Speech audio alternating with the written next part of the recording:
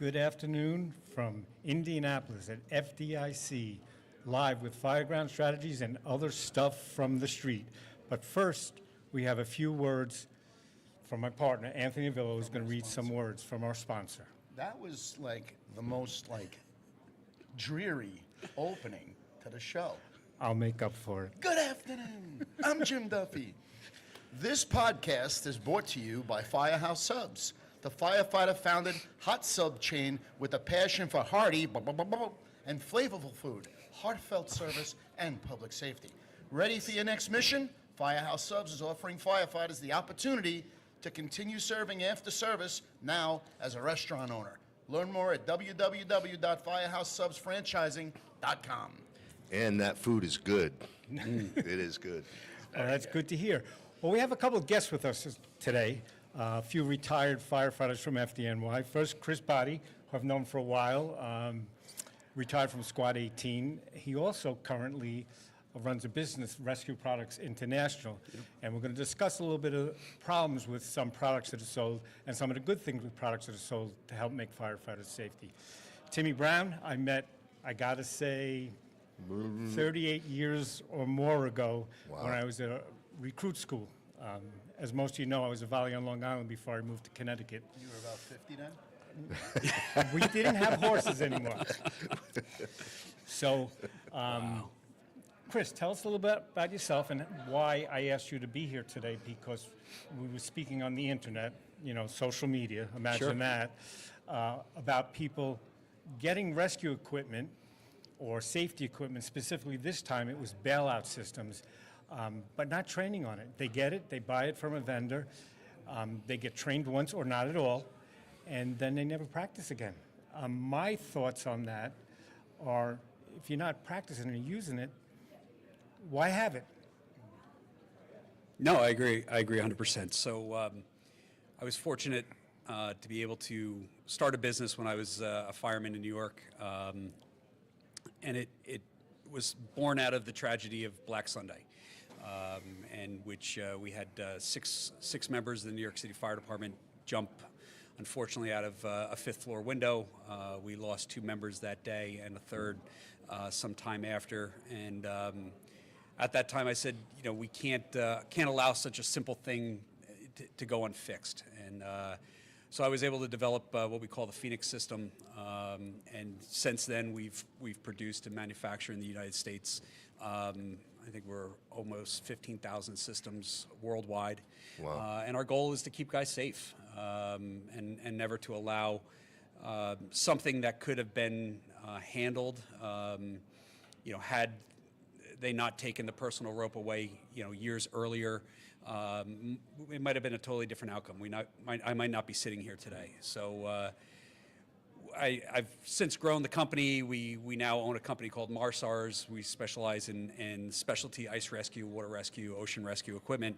And then we just brought back a legacy flashlight that I carried for 20 years in the New York City Fire Department called the Night Saber flashlight. And but back to what Jimmy was talking about in the training aspect of things is, an escape system, it's your last chance, right? I sell it to a lot of departments as it's one of the only things we, as a fire department, give to you to protect you, right?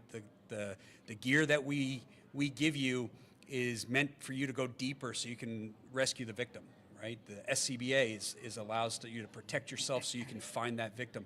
The escape system is the only thing out there that is given to a firefighter to actually just save the firefighter, right? And it doesn't happen in the first 5 minutes of when you get on scene. It happens 15, 20 minutes, 30 minutes into the operation when you're physically exhausted, you're mentally exhausted, and now some catastrophic event just happened that has forced you to either find an area of refuge or essentially jump out a window. That's your alternative. So if you're not training on that piece of equipment and you're not physically and mentally exhausted training on that type of equipment, then when it comes time to actually deploy it and deploy it well, are you going to be able to? And So that's kind of what we practice, or that's what we preach when we train on the system. We train thousands of guys a year on our system and other systems. And one of the things we're looking at doing this year is we've got mobile training props all over the Northeast. And we're building a specific training prop that will, it's a mass confidence course on the inside of a truck. And then your last evolution is successfully bailing out a window. So you've got to do all your reduced profile, your disentanglement, your low profile with your SCBA, go through kind of mentally trap you in what's going on in the scenario, and then are you able to successfully transmit a mayday, because this is a mayday situation, right? Identify the problem. Check, is there a portable ladder there? No. Okay, I've got this couple $100 piece of equipment on me. Now I've got to get out the building, and can I deploy that successfully in a matter of seconds, not a matter of minutes, and get out of the prop, essentially. So we're going to mentally tax you and physically tax you during the training, and try and put the last piece of the puzzle together when it comes to escape, and make it a little bit more advanced than just, hey, okay, you go up to the window, you tie off, you do this, you do that, now jump out the window. Anybody can do that, right? It's having the mental performance, and Jason Bresler does a great job on MPI, Mental Performance Initiative, about teaching. You lose cognitive skills. Your dexterity, you lose dexterity in your fingers when you're mentally fried, right? And it's proven. So putting that together and making that part of the puzzle, the overall piece, makes for training and makes for reality. And that's what we're trying to do. We're not going to put fire behind them and at what point do you stop, right? But it's the principle of, get the guy taxed mentally, get him a little physically tired. You're not going to be working for 20 minutes like pulling ceilings and things like that, but make it so that your body is to a point where it's like, what do I do? What do I do? Am I thinking? Am I thinking straight? Am I recognizing the situation at hand? That's a huge part of the training aspect that we try to teach and we try to preach when we do the teaching. It's not just, here's a piece of rope, here's a hook, jump out the window, everybody's happy, I checked a box, right? Yeah. And that's what I have found is, Jim and I were talking about this online, and it comes down to, there's a lot of departments that have this valuable piece of equipment. And as you had mentioned, the one department you met with does a one-time refresher, right? And a refresher could be, okay, guys, this is how your rope system is. This is what you're going to do. Okay, good enough. And on to drafting. And there's a point. There's priorities, right? Go ahead. Yeah, what you're talking about their one time is annually. Unbelievable. Right. Annually. And what I was at a class, I was lecturing, and I asked him, I said, when was the last time you trained on this? And they said, well, it was a little over a year ago. And then he said, we only have to do it once a year. Right. Crazy. So I immediately got my back up. I was calm, I was professional, but I said to him, I go, 2 o'clock in the morning tonight, it was a volunteer department, yep. You're on the 3rd floor of a triple-decker house, and you have to bail out. Are you going to be able to do it with muscle memory immediately? What am I going to hook it on? How is it set up correctly in your pouch or however you carry it? Absolutely. Packed properly. Yeah, all of that. But the problem is, just like this, you know what, I've been a firefighter a long time. I had members who would say to me, oh, this is the 20th time I stretched a line up to the 3rd floor. Mm-hmm. Yeah, but are you doing it efficiently and with muscle memory? Or you go, yeah, I've done this already. You have a piece of equipment, and in New York State, it's required. Right. It's required piece of equipment. Many people take it, they only have 2.5-story wood frames, which it's possible we might have to bail from them. But they don't trade. They take it, they go in the rack, and guys probably don't even carry them. Anything you use, there's new nozzles, there's new SCBA. I mean, look at SCBA. I'm going to say Scott because that's what I've always used, compared to the 2As I started with in the 70s, and then the wireframes, which I thought were the best. But now there's electronics on it. There's all kinds of special things on it. Do you know how this works? Right. What do you do when, they just take the batteries out of them so the vibra alert doesn't, Right, so the thing stops beeping. Yeah, so I don't have to do the firefighter wake torque. Like the seatbelts. Right. But all of this, what do you guys recommend? How often? And I know it's different per department, but if you have it, how often should you be training with it? Right. So that's a great question, right? I have a senior instructor of mine, retired career fireman from Long Island, and he's super phenomenal instructor. And his belief was it took over 700 times doing it the same way to actually develop muscle memory, right? If you listen to a lot of the military guys, the special forces guys, and they talk about why they're the best shooters in the world, it's because they start out at the very basic level and they do repetition 10,000 times before they're really given a bullet to even shoot, right? I'm not saying you have to do this 10,000 times, but you have to incorporate it into your drills. And when he was a career lieutenant at the time, the recommendation to his department was, we're going to do this quarterly until everybody gets it right the first time. And they did it for 10 years, every quarter. Every quarter. Okay. So, and it just goes to show that, listen, the Fireground's dynamic. We understand that. And we understand that there's a lot of disciplines that we have to know to successfully do our job in the fire service. But again, this goes back to, this is the only thing that we give you to save your life. And if you can't know how to get it even out of the pouch and deploy it and get the hook anchored at the windowsill or whatever anchoring option you decide to do within a matter of seconds, then when you get frustrated, you're going to say, this thing's the worst thing, and you're just going to jump. Or the alternative is horrific. And I don't think any fireman that I know wants that alternative. You have to be able to do things under duress, Absolutely. We did the truck company search program here for a lot of years, the hands-on. And one of the things we did was they had to do, the swim maneuver, the Detroit dive, all that. And we allowed them to practice it, and everybody was pretty good. They knew all about it, but then we hooded them. We were yelling at them. We were dropping ceilings on them. We were playing all kinds of crazy music. And just because we had done that and we introduced this bombardment of their senses, they couldn't do it. They could not get it done. It's interesting. I was just showing him. Look at the shirt I got on. Okay. Now, I didn't know you were coming on this show. Right. And then I have this shirt on today. That's the DiBernardo Foundation. Yeah, Joey D. We Yeah. lost Joey D. Yeah. A few years, I think it was around 2011, a few years after Black Sunday. And his father and the group of survivors and a whole bunch of guys, his friends, put together an organization, and they help provide this equipment free of charge to the departments that qualify, and they do a tremendous job. So, Chief D, great job, and we support you 100%. Yeah, There you go. 100%. But It wasn't the Beatles you were playing while the guys were. No, you know what we used to do? We used to put a radio station on in between stations.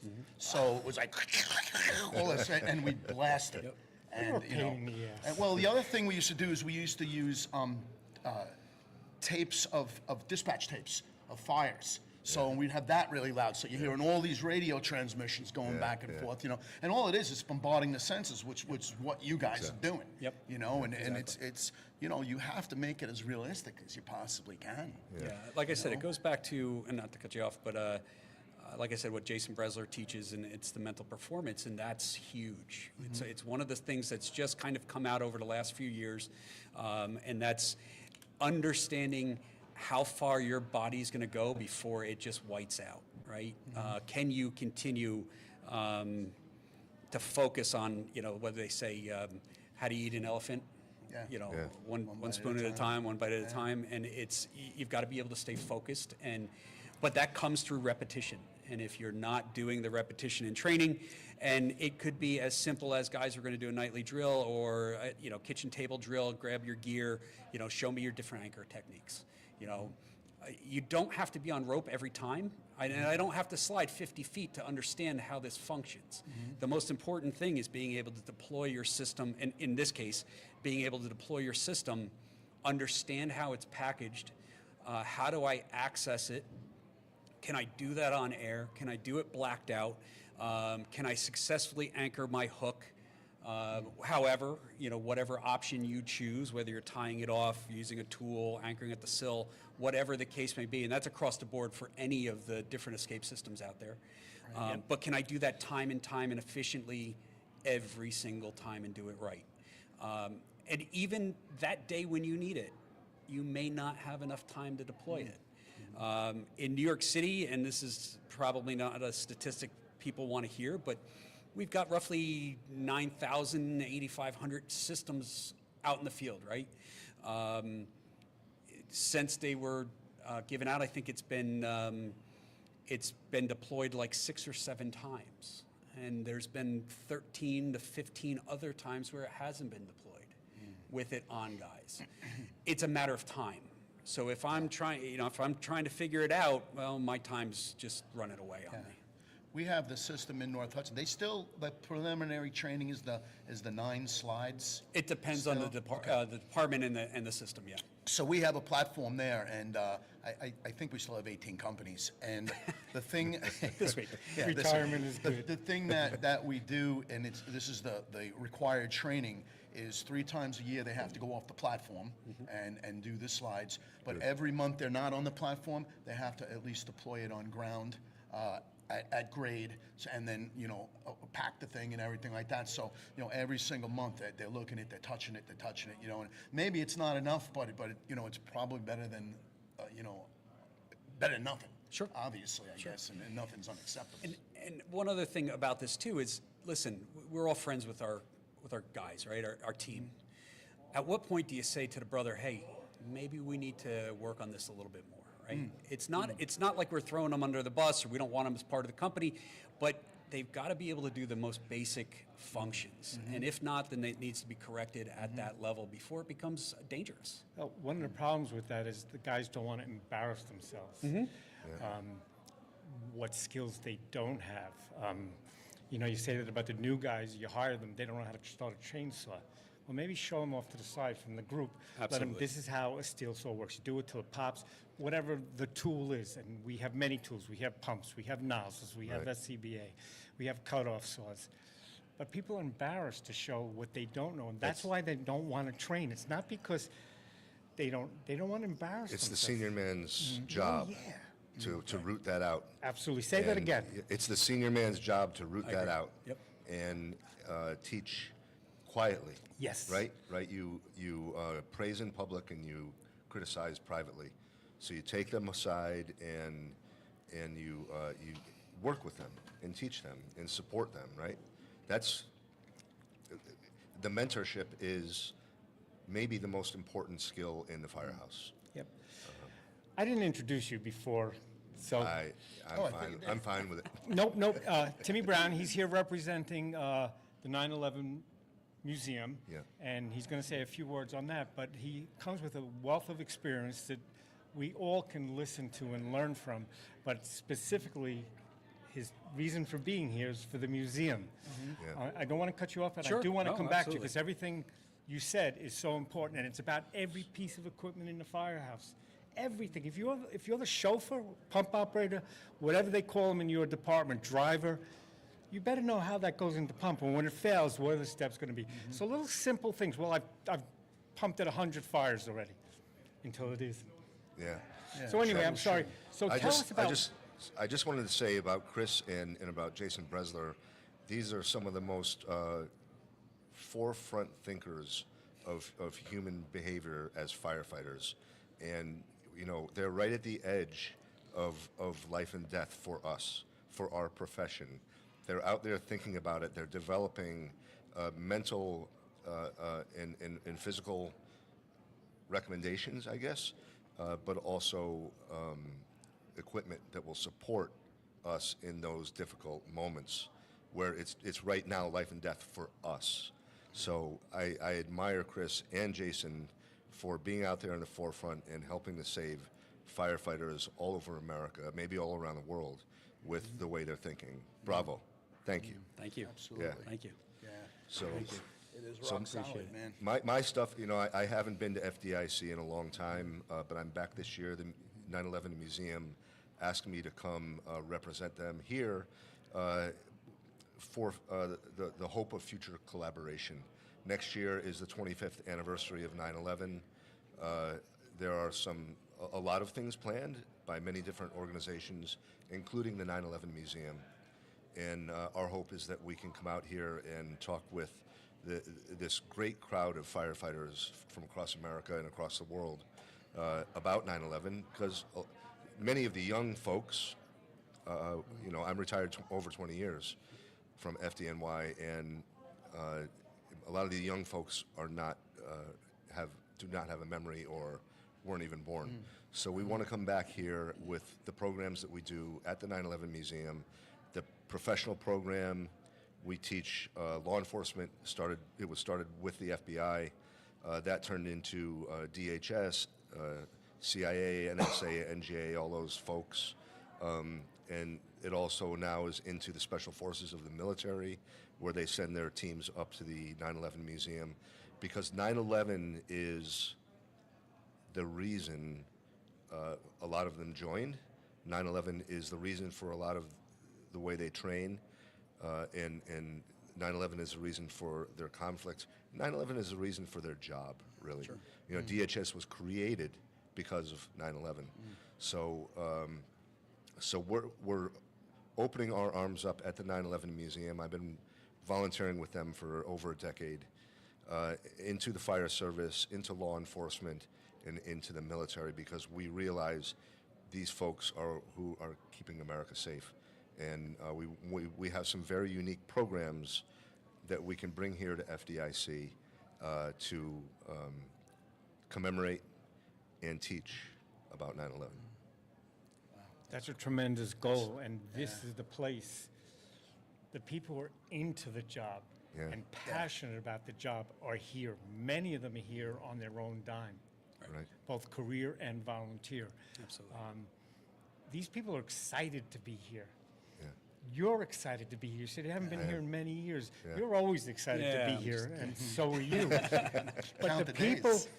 people who are going to put that memory Yeah. into our service are here, because it, like you said, it is fading. I go to the one in the town I live in every year, the memorial there every year. The high school students actually do essays, and they Right. pick the best essay and they read it to the citizens in town, and most of them are speaking, I wasn't even born yet. And Right. I gave a tour probably 6 or 8 weeks ago of the 9/11 Memorial Museum, along with one of the officials from the museum, to the House Homeland Security Committee, right? Wow. U.S. Congress. I wound up walking on the Memorial Plaza with Congressman / Chairman Mark Green from Tennessee. And I had been speaking a bit about my experience on 9/11 with the group, and he very wisely stopped and turned to me and said, "Tim, what happens when your voice is gone?" Right. And I said, "Congressman or Chairman, that's a very good question. Actually, I just found out I have cancer from 9/11, so and I'm okay, but I had just found out." And I said, "So that makes you think about what happens when your voice is cut short, right? Because there aren't a lot of people out there, survivors, who are out in public talking about what happened to them. I am one who is." And I said, "I'm doing two things, Chairman. I'm mentoring the young folks, James Dowdell, son of hero Kevin Dowdell, Lieutenant Rescue 4, Kate Levy, daughter of Lieutenant Joe Levy from 4 and 15. I'm helping them to get more comfortable in speaking in public about 9/11. They have a different perspective than I have, but they still have a really powerful perspective. So I'm mentoring our young folks. Secondly, I heard about this technology called 3D kind of interviews, holograms, that the Holocaust museums created and are using in their museums. And basically they record the survivors, the Holocaust survivor or the 9/11 survivor, for quite a long time, 15 hours, 20 hours, behind a blue screen or a green screen with an array of microphones and cameras, and they turn that person into a 3D/holographic individual. And they pair AI and keywords with that interview. So now the kids can go into the Holocaust Museum and not just hear the story from the Holocaust survivor, but they can ask the image questions, and the image will answer them. Yeah, it's amazing. Wow. Amazing technology. Yeah.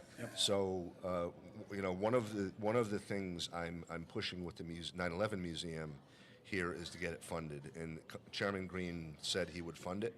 Congress would fund it because we need to record the 9/11 survivors because we're dying, and it's very, very, very important that we capture these stories, not just on some recording or in a book or in a documentary, but with this holographic interface where the kids can forever ask them questions and get answers.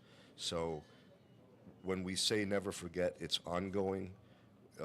As Chris knows, we take care of the families.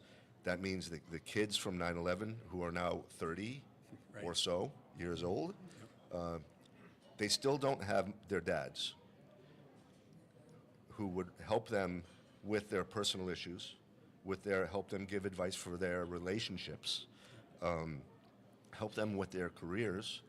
I've helped one daughter get into the FBI. I've helped one son get into the Green Berets / something else, which he won't talk about. And but it's our job and our responsibilities forever to never forget. And these kids need our help. They need our mentorship. They need our leadership. They need to learn from us. And sometimes they need to get bailed out of jail. You know, but those are all things the parent would have done. So yeah, never forget. That's powerful stuff, man. Yeah, it really is. It's like Gary Geidel's daughter wrote that book. Yeah. I think actually I bought it for the firehouse where I used to work just a couple of weeks ago because I said they need this because I stopped in to have coffee on a Sunday morning, and they all looked like 12-year-olds. Yeah. And I was like, okay, and you know, obviously I didn't live it. I have lots of good friends who lived it. But that's a great book. And what a perspective that Yeah. I would never have. Through the eyes of a daughter, right? Yes. Yeah. Through the eyes of a daughter. Tilly Tilly Geidel. Geidel. Yeah. What a wonderful concept. Yes. You know, and Just to touch on what Tim said, we have to keep the memories alive of the members that we lost, whether it was FDNY, NYPD, Port Authority, PA, Port Authority Police. We have to keep all of the family members alive, their memories alive, right? Because in other parts of the country, they can't conceive of what a 110-story building looked like, right? And how that was a 110-foot pile of rubble in a matter of seconds, right? And if we allow that to be lost, then shame on us. But more importantly, the rest of the country has to remember that too, so that they can't just be a New York issue or a New Jersey issue. Or, Most people, Chris, now are thinking, the thinking is that this will be the last anniversary that is remembered. That's it. Because No. people, I hope not, but you know, then what do you have? You have the 30th. Right. You know, what's the next big one? The 50th. Right. And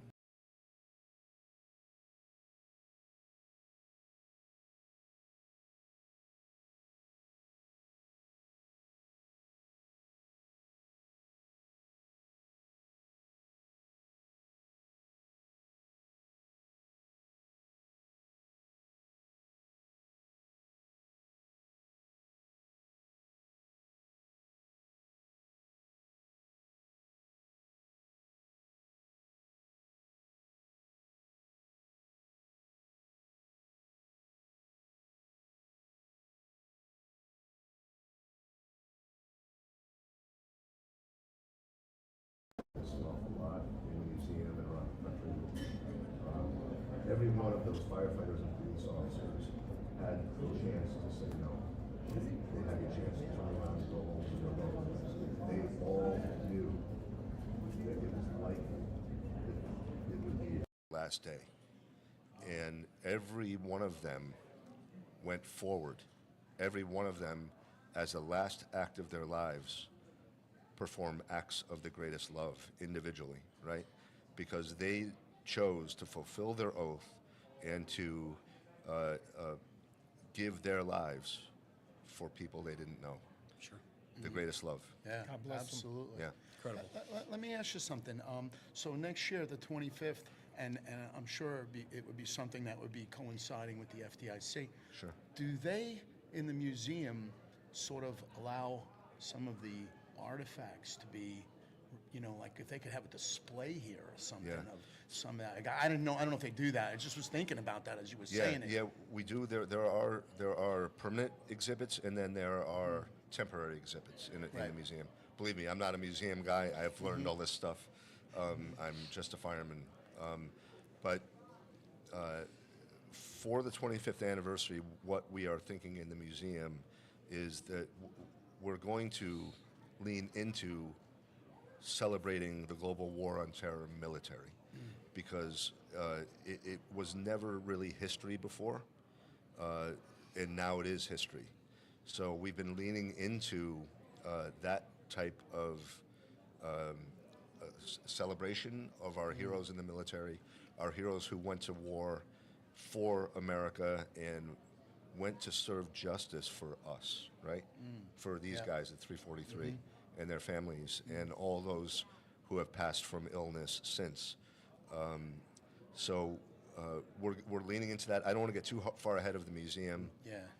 But there are some artifacts that we've been collecting from the intelligence agencies, from the military, from the Tier 1 teams. We've got some pretty amazing stories from some Tier 1 guys who've never spoken about it before. And we don't, because we're not supposed to know, but you know, in the intelligence community, there are a lot of women who have done amazing things to serve justice for us. Absolutely. And to keep America safe, including the ladies who pointed SEAL Team 6 toward bin Laden's home, the folks from another intelligence agency who were able to track down and pinpoint Ayman al-Zawahiri, who was the number 2 in Al-Qaeda on 9/11 and then became number 1 when Rob O'Neill shot Osama bin Laden in the face. And these women have operated in the shadows, in silence, for the last 25 years. And we need to, without knowing who they are, we need to tell their stories and celebrate them for what they've done for America. Yeah, I was thinking Wow, like that's incredible. like artifacts displayed here at the FDIC or Yeah. something. It would be so powerful for these young kids to see it because they weren't even alive. It is something I've given thought to. Yeah, When I yeah, woke up, the garbage truck's in the back alley of my hotel last night at 2 a.m. I was like, great. But I laid there in bed and thought about this, and I thought exactly that. We should Yeah. get some of the artifacts here through the Yeah, FDIC. yeah, I think it'd so be great. So- we'll have so those powerful, discussions man. with So the you'll be in leadership. collaboration with Shanksville? Oh, Flight 93. always. Now, Yeah, always. have you ever been there? I have been to all of them. Yeah. I went there with my wife last year. It was You're talking about heart-wrenching. Shanksville? Yes. Yeah, yeah. That was heart-wrenching. I mean, obviously because I grew here many times into New York, but to see this and from a whole different perspective and a whole different life. Yeah. What they, first of all, the memorial they built was Beautiful. tremendous. Yeah. The wind chimes. But anyway, I think we being from New York, we forget about them. Yeah. These were people who weren't trained, they weren't firefighters, they weren't cops, and they did what they had to do. It was the first time America fought back on September 11th, was on Yeah. board Flight 93. Yep. Right? Yep, and Just regular folks who decided this isn't going to happen. Yeah, enough. Right? Yep. made a difference. They did. Saved a lot of lives. Wow. So powerful stuff, man. Thank you so much, first of all, for being at FDIC, and second of all, being with Anthony and I, because, we do this show monthly. Both of you guys talking about pleasure. the tremendous sacrifice of our brother and sister firefighters and brothers and all the people who lived and worked in that building. Yeah. 3,000 people, yes, because I'm a firefighter, I think of firefighters. Yeah. But people went to work that day Yeah. and never came home. Take the story of Wells Crowther, right? 24-year-old, just a Wall Street trader guy in the South Tower, and he happened to be a volunteer fireman. He was up on the 78th floor of the South Tower. We believe, and I have seen, I think, all of the evidence about this. We believe that. Well, we know that 18 people at or above the point of impact of the South Tower survived. The North Tower, no one at or above the point of impact survived. But the South Tower, 18 people survived. We believe Wells Crowther saved all 18 of them. The young man in the red bandana who just took it upon himself. Another guy that he was a civilian, right? He could have just run down the stairs and saved his own life, but he didn't. He stayed, and he saved these people's lives. So it is the firefighters and police officers on 9/11, but it's a lot of other folks also. And we also have to remember, too, that we have a lot of members, retired and active, both through FDNY, Port Authority PD, and NYPD that are sick. And the urban search and rescue guys. Yeah, absolutely. The construction iron workers, all the people that work down at the Trade Center during the recovery efforts and the rescue efforts.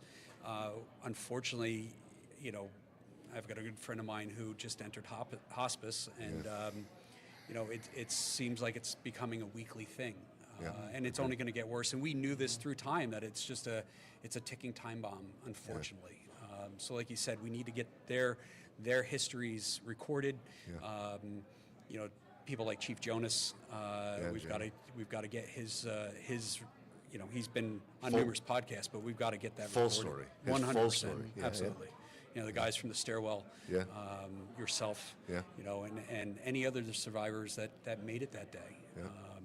Very important, very, very important. Because agree. once we lose that history, it's never coming back. That's right. Never coming back.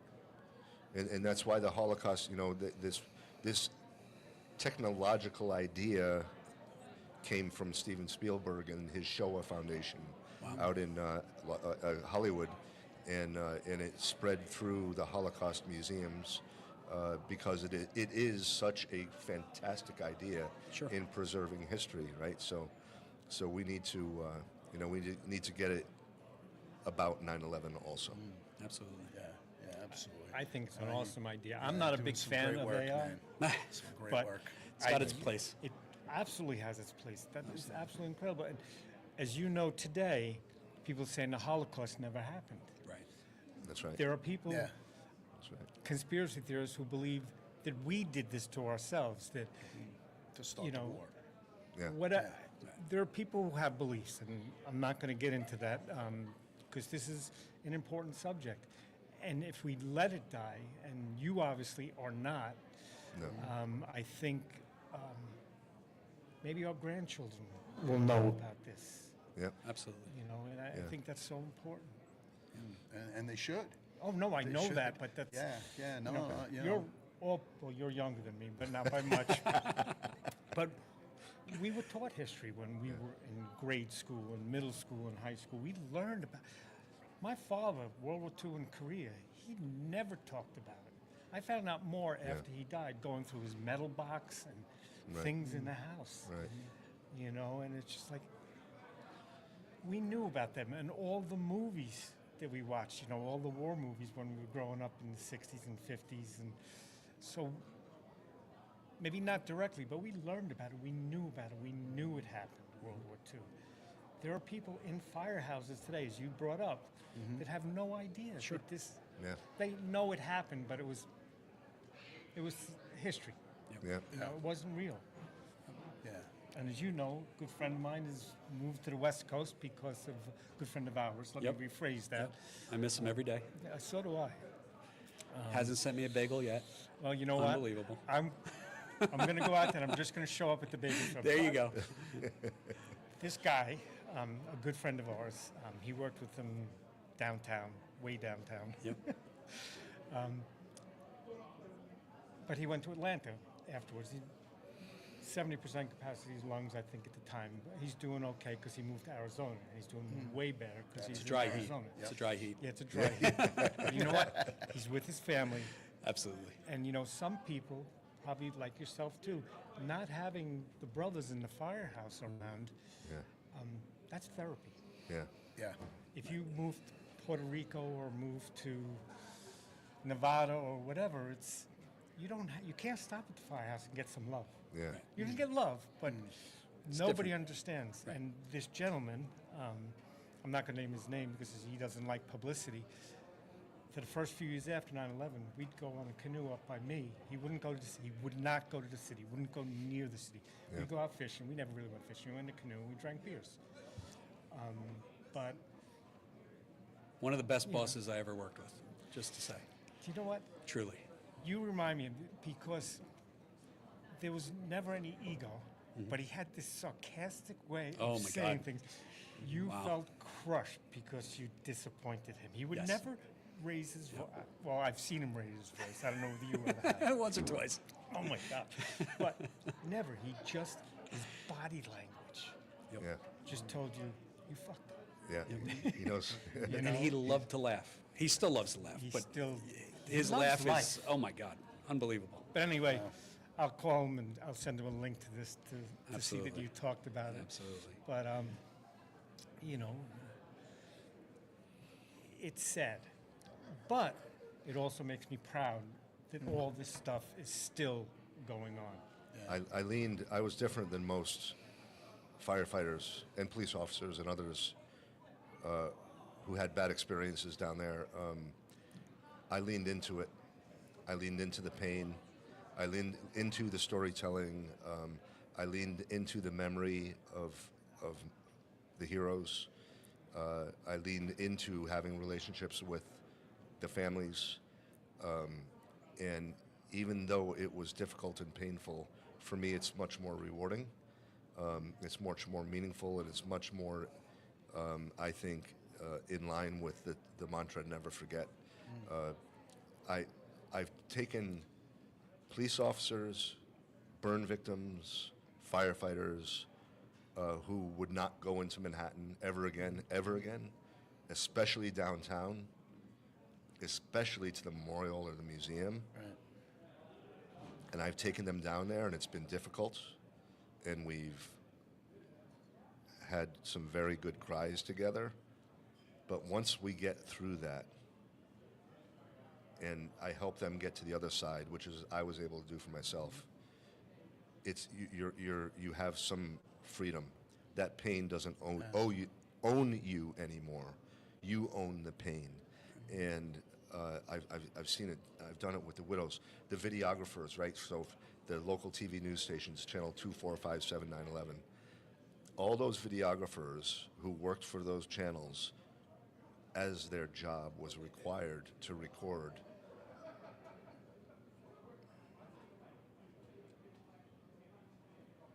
Right. people falling. I'll just say it that way. They all left their jobs. They all quit. They all found different things to do. And because we needed to use their videos in court, I had to bring them back to talk to the prosecutors, like kicking and screaming, literally. We had to send the FBI to their doors and kind of coax them out to come talk with us, because that's how painful it was for them. But once they got through it, once they met me, and I'm not a braggart, I'm just saying, they saw I got to the other side of the pain, and they wanted that in their lives. And so I helped them get through the pain, and now they're, I'll say they're much better in many ways. Do you think helping them heal helped you heal? 100%. Yeah, man. All I of could see this. that. I could kind All of of feel this. that. Yeah, this is my mission. This is my purpose. I didn't realize it on 9/11 that I ceased being a New York City fireman on that day. I only had, what did I have, 18 years on the job or something. and so I wasn't eligible to retire or anything, but I ceased being a New York City fireman that day, and I began being a 9/11 fireman that day. I was never going to go back to the firehouse after that, after losing about all of my friends. But I became this 9/11 fireman, and people ask me, how do you deal with it emotionally? And I'm going to be a little serious and a little funny here.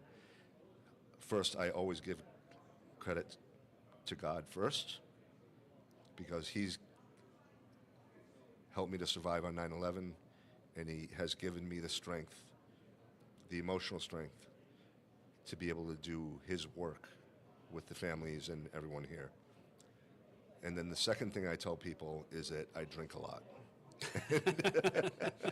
just to keep things in perspective, and I say it tongue in cheek. It is true a little bit, but this is how I get through it, and this is how I speak about our heroes, our friends, what those heroes did on 9/11 in performing their last act as acts of the greatest love, which is what God praises the most. So, Thank you so much. Yeah, thank you, man. yeah. It's special. That is special, man. I bet listening to you speak, and again, I'm not a psychologist or psychiatrist, what you have done, would you call that cathartic? It is for me. Yeah. So my friend Donna, I'll just use her first name. She said I could talk about it, but I don't want to bring too much attention to her that she doesn't really need. But she was burned pretty badly on the South Tower on the 78th floor, and she was hiding in her home because she was burned pretty bad. And I was able to get her out and come to New York for the first time to do the Father Michael Judge Walk of Remembrance, which is one of the greatest remembrances of 9/11 I've ever been a part of. And she didn't know that the walk kind of ended down at Ground Zero. And so she wound up down there with myself and her awesome husband. And so we had a good cry. She confronted it.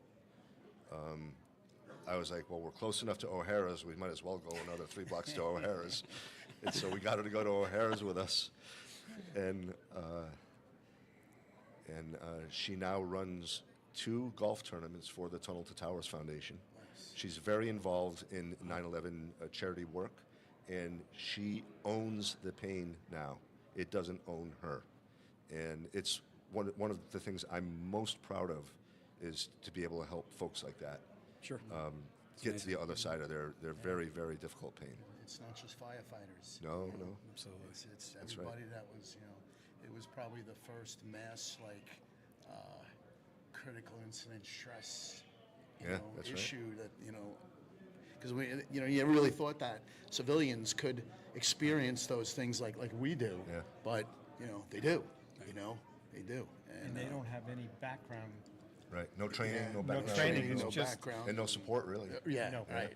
That's- and no support. That's something we have. I will honestly say that I have fears looking at some of the newer folks coming in because of the cell phones and whatever other reasons, they were less close and were Yeah. less brothers and sisters than we were.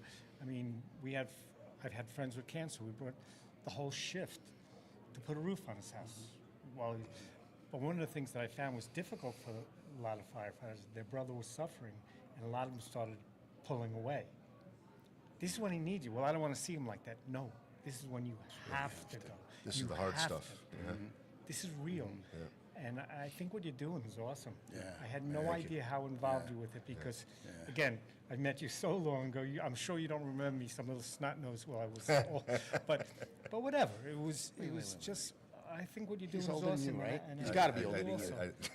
No, Listen, You're older there's- than everybody. I was humble then. I didn't open my mouth. I knew better. Yeah. They with would the- test me at the firehouse. Well, how would they do this in Minnehaha? I go, I don't know. You tell me what you want me to do. That was it. But the work both of you guys are doing is just incredible, and sort of almost 2 sides of the same coin in a way, it really is. And We're doing the same thing, but different. We're doing it different ways. yeah. Chris's company is developing products that will save lives tomorrow, next week, next month, in a year. And I'm working kind of helping on, you know, the remembrance and never forget side. So, you know, we're pretty. Yeah, and still saving people, because some Yeah. of those people, maybe, you know, you get to them just in time. They had nothing left, and now, you know, you showed them some light, you know, and I had it's a good, man. God's work.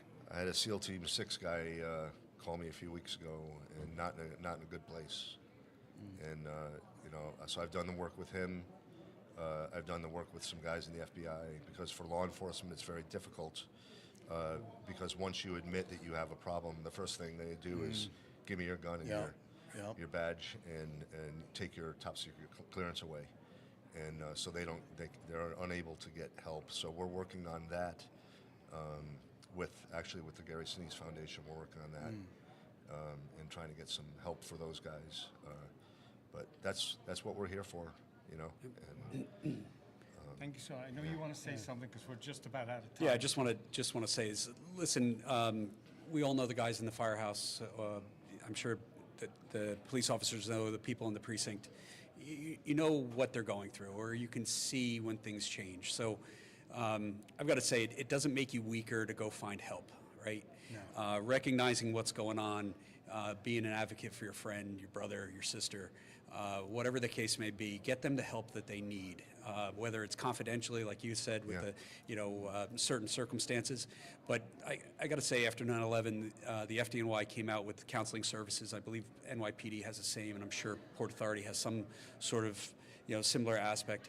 It's the best thing the job has ever done for our members. It's the bailout system for the members, right? Yeah, It allows them to go in and talk and maybe not understand what's going on, maybe try and help them put things together in their head, but it gives them someone to listen to, and it saved countless lives. Yeah. So one of the things, and then I know we have to go, that I discovered, Will Jimeno, who's one of the Port Authority police officers who was buried in the rubble the longest, and we spoke on the 9/11 stage at one right after the other, and the one thing we had in common was that we both went through over a half a dozen therapists till we found the right one for us. Right. And so I would encourage everybody out there to keep trying, keep going back, find another therapist. If it didn't work for you with that one, find another one, because eventually you find the right one,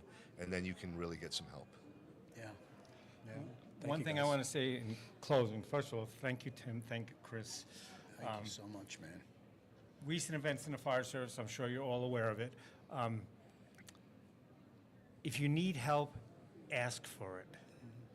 Ask for it, ask for it, ask for it. On the flip side of that, officers, brother firefighters, if you think someone needs help, offer it. And don't let them, when you say, "Oh, are you okay?" And they say, "Yeah, I'm fine, I'm fine." Don't let it end there. Ask true, not yes or no questions. deep questions. Deep questions. Yeah. Dig.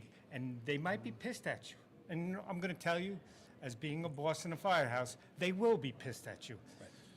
But I know someone who was very heavily involved in drugs that I went at, and he cursed me out. Let's leave that there. And but he's now working for an organization as a therapist that treats cops, firefighters, and corrections officers in Perfect. upstate New York. Perfect. So, but he was almost dead. Yeah. But never at the firehouse, but a nurse at the emergency department nearby said, "You better, there's something going on," and then you start watching. And be the bad guy. Better to be the bad guy than be a good friend at his funeral. I think it's a function of knowing your people, whether as an officer or a subordinate. I think that making sure everybody's okay doesn't rank a chain of command. I think when you know someone well enough that you work with, and you're able to recognize when they're wobbling a little bit, I think that's everybody's responsibility to, make sure that they're okay. And just everything you guys said. And we've experienced way too much of this. And we just got to keep moving There forward. is light. There is light on Yes. the other side. It's very hard for us to see it, but there is light on the other side. You just have to hang on, get help, hang on, lean on your family and your friends. Don't be ashamed of it, but get to the other side. I have met so many amazing people in the last almost 25 years that I never would have met if I had taken my own life, right? I have a whole new life that's been amazing and wonderful. Do I miss my friends? Do we miss our friends? Of course we do. But look, I wouldn't have met you, Chris, Absolutely, right? If I took my own life. And we've done so much great stuff together, personally and professionally. So hang on. Yeah. Well, again, guys, thank you so much. Yes, Anthony, thank it's you, usually a man. great show. I want a hug from you. Good to I see you, do. my friend. Love you, brother. You too, man. See you. God bless the Thanks for fire coming. service, man. Yes. Villo, I always love you. Sir, thank you so much. I think Thank you. I think it was a great show. You